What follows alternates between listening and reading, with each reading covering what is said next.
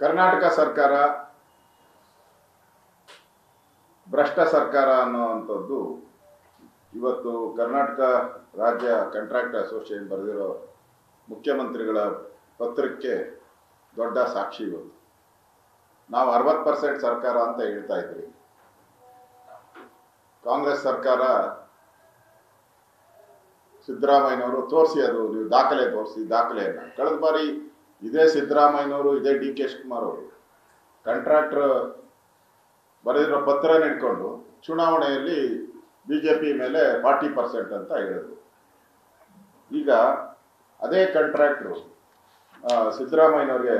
ಸಿದ್ದರಾಮಯ್ಯನವರು ಮುಖ್ಯಮಂತ್ರಿ ಕರ್ನಾಟಕ ಸರ್ಕಾರ ಅಂತ ಬರೆದ್ಬಿಟ್ಟು ಮೇಲ್ಕಂಡ ಹಲವಾರು ಇಲಾಖೆಗಳು ಯಾವುದೇ ಜ್ಯೇಷ್ಠತೆ ಮತ್ತು ಪಾರದರ್ಶಕತೆ ಕಾಯ್ದೆಯನ್ನು ಕಾಪಾಡದೆ ಅವರವರ ಫಾರ್ಮುಲಾಗಳನ್ನು ತಯಾರಿಸಿಕೊಂಡು AOC ರೂಪದಲ್ಲಿ ಗುತ್ತಿಗೆ ಬಾಕಿ ಇರುವ ಹಣದಲ್ಲಿ 3 ತಿಂಗಳಿಗೊಮ್ಮೆ 15-20 ಹಣ ಬಿಡುಗಡೆ ಮಾಡುತ್ತಿದ್ದಾರೆ.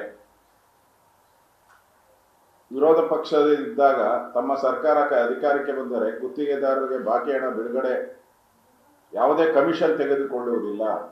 ಸಿದ್ದರಾಮಯ್ಯ ಹೇಳಿದ್ರು, ನಮ್ಮ ಸರ್ಕಾರ ಬಂದರೆ ಕಾಂಟ್ರಾಕ್ಟರ್ಗಳಿಗೆ ಯಾವುದೇ ಕಮಿಷನ್ ತೆಗೆದುಕೊಳ್ಳದೆ ಹಣ ಬಿಡುಗಡೆ ಮಾಡುತ್ತೀರಿ ಎಂದು ತಿಳಿಸಿದ್ದೀರಿ. ಆದರೆ ಇಂದಿನ ಸರ್ಕಾರಕ್ಕಿಂತ ಮೇಲ್ಕಂಡ ಎಲ್ಲ ಇಲಾಖೆಗಳು ಈಗ ಕಮಿಷನ್ ದುಪ್ಪಟ್ಟಾಗಿದೆ ಎಂದು ತಮ್ಮ ಗಮನಕ್ಕೆ ತರಲು ಸಂಘ ಇಚ್ಛೆ ಪಡುತ್ತದೆ ಅಂತ ಹೇಳಿದ್ದಾರೆ.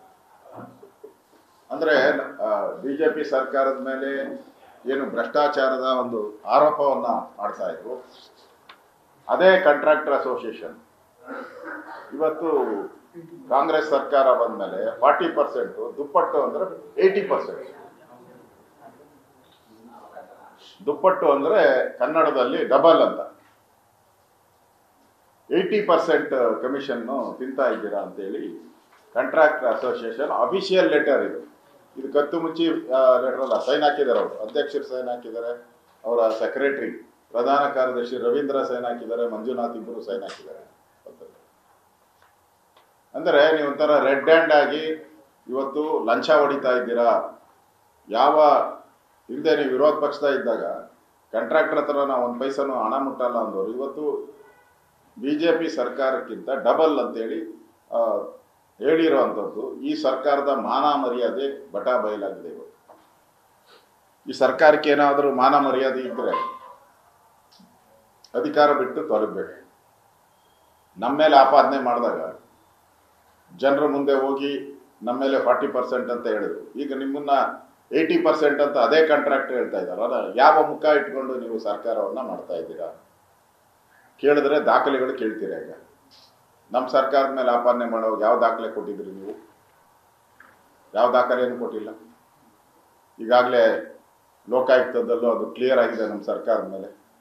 ನಿಮ್ಮದು ದುಪ್ಪಟ್ಟಂತ ಲಂಚ ಭ್ರಷ್ಟಾಚಾರ ದೊಡ್ಡ ರೀತಿಯಲ್ಲಿ ತಾಂಡವಾಡ್ತಾ ಇದೆ ಅಂತ ಇದಕ್ಕಿಂತ ದೊಡ್ಡ ಉದಾಹರಣೆ ಕರ್ನಾಟಕದಲ್ಲಿ ಸಾಧ್ಯವಿಲ್ಲ. ಅಷ್ಟು ಎಲ್ಲ ಇಲಾಖೆಯಲ್ಲಿ ಭ್ರಷ್ಟಾಚಾರ ಕೂಪ ಅನ್ನೋದನ್ನ ಹೇಳಿದ್ದಾರೆ.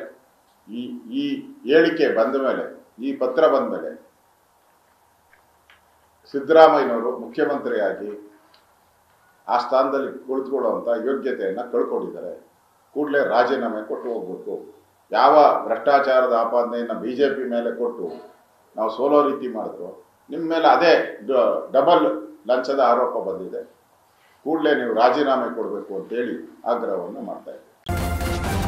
ನ್ಯೂಸ್ ಫಸ್ಟ್, ನಿರ್ಭೀತಿಯಿಂದ ನಿಮ್ಮ ಪರವಾಗಿ.